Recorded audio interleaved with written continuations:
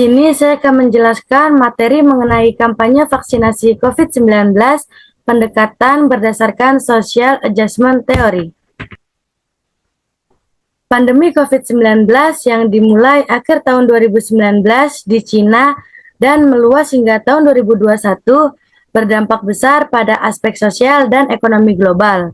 Menurut UNICEF, mencatat peningkatan kemiskinan anak serta terbatasnya akses terhadap pangan, kesehatan, vaksin, dan pendidikan terutama di daerah dengan infrastruktur teknologi yang sangat rendah.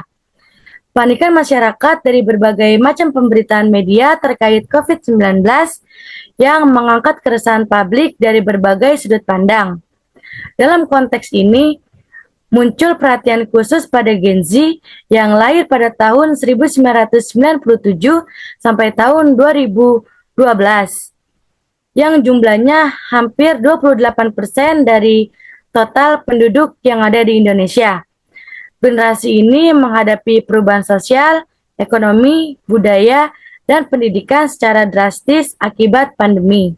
Berdasarkan karakteristik yang diungkapkan oleh David Stillman dan Jonas Stillman pada Gen Z dikenal sebagai berikut. Yang pertama ada P-gital merupakan hidup di dunia fisik dan digital secara bersamaan. Yang kedua ada FOMO, berarti takut ketinggalan informasi.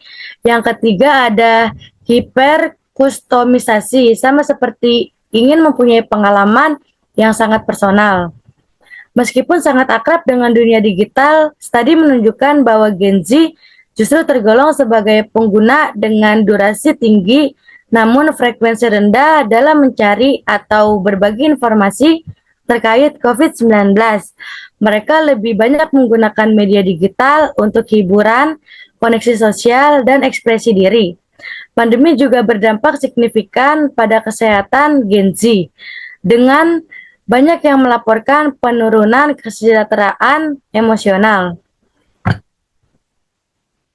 Tinjauan teori. Dalam kaitannya dengan teori Social Adjustment Theory, Gen Z menunjukkan proses penilaian terhadap informasi berdasarkan ego influencement mereka. Mereka selektif terhadap informasi yang diterima berdasarkan minat, kebutuhan kognitif, dan upaya menjaga kesehatan mental. Teori ini menjelaskan bagaimana seseorang memaknai pesan berdasarkan keterlibatan ego, mental, dan kognitif yang menentukan sikap dan perilaku selanjutnya. 5 elemen pada Social Adjustment Theory. Yang pertama ada konsep utama. Setiap orang memiliki ansor atau jangkar sikap, yaitu pandangan pribadi yang menjadi acuan saat menerima informasi baru.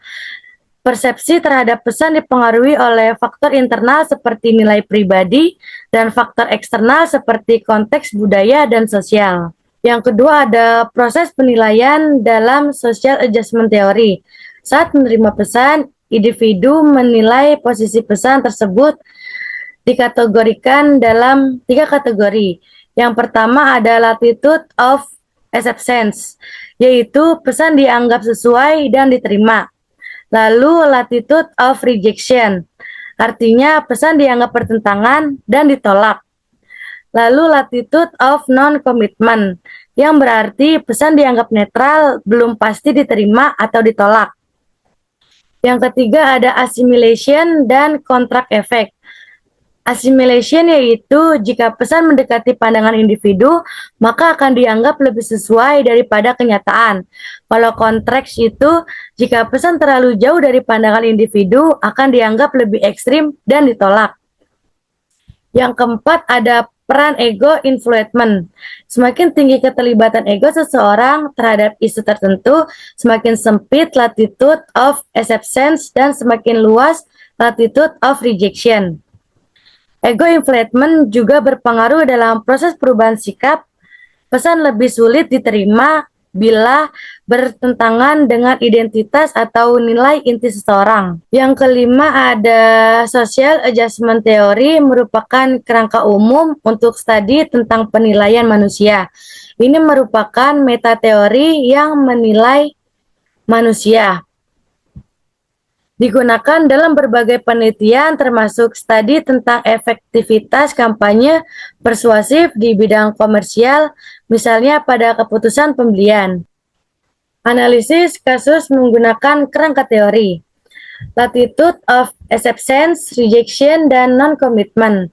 Latitude of ejection yaitu orang-orang yang sudah pro-vaksin atau setidaknya terbuka terhadap ide vaksinasi.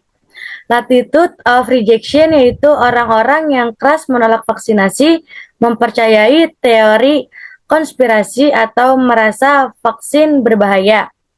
Latitude of non-commitment, mereka yang masih ragu-ragu, belum menolak tetapi juga belum sepenuhnya percaya. Assimilation dan contrast effect. Assimilation effect yaitu jika pesan pro-vaksin dibuat cukup dekat dengan keyakinan kelompok yang ragu-ragu, hanya menekankan manfaat pribadi dan pilihan sukarela, mereka mungkin akan lebih mudah menerima pesan tersebut. Lalu kontrak efek, yaitu jika pesan pro-vaksin terdengar terlalu menggurui atau ekstrim. Vaksin itu satu-satunya jalan yang menolak vaksin tidak bertanggung jawab. Mereka mungkin akan menganggap pesan tersebut jauh dari nilai mereka dan malah memperkuat sikap penolakan. Strategi dan rekomendasi. Strategi komunikasi bertahap berdasarkan social adjustment theory dimulai dengan segmentasi audiens, yaitu mengidentifikasi kelompok masyarakat berdasarkan posisi mereka pro, ragu-ragu, atau anti vaksin, lalu memfokuskan upaya komunikasi pada kelompok yang berada di latitude of non-commitment atau yang ragu-ragu. Pesan yang disampaikan secara bertahap dimulai dari tahapan yang pertama, yaitu membangun kepercayaan. Melalui narasi empati seperti kami memahami keraguan Anda, dan melibatkan tokoh masyarakat lokal yang dipercayai. Tahapan yang kedua yaitu penyampaian informasi moderat dengan menghindari istilah teknis atau ancaman serta menekankan manfaat langsung seperti pelindungan diri dan keluarga. Pada tahapan yang ketiga yaitu memperdayaan, dilakukan dengan memberikan pilihan kepada masyarakat, misalnya Anda bisa memilih waktu dan tempat vaksinasi sesuai kenyamanan Anda, dan dilakukan dengan tahapan yang keempat yaitu bisa sukses dari orang-orang lokal yang telah divaksin. Dalam penyampaian pesan digunakan gaya bahasa yang sederhana, humanis, dan inklusif, serta menghindari stigmatisasi terhadap mereka yang belum divaksin. Media komunikasi yang digunakan meliputi sosial media lokal, radio komunitas, dan spanduk di pasar tradisional, serta mengadakan sesi tanya jawab langsung di forum RT atau RW. Kesimpulannya yaitu dalam upaya meningkatkan tingkat vaksinasi di wilayah dengan tingkat penolakan yang tinggi, pemahaman mendalam tentang social adjustment theory memegang peranan yang sangat penting dalam strategi komunikasi yang bertahap, berbasis pada empati dan memperdayaan. Perubahan sikap masyarakat dapat diarahkan secara yang lebih efektif. Sekian presentasi dan materi yang saya sampaikan, semoga bermanfaat. Terima kasih.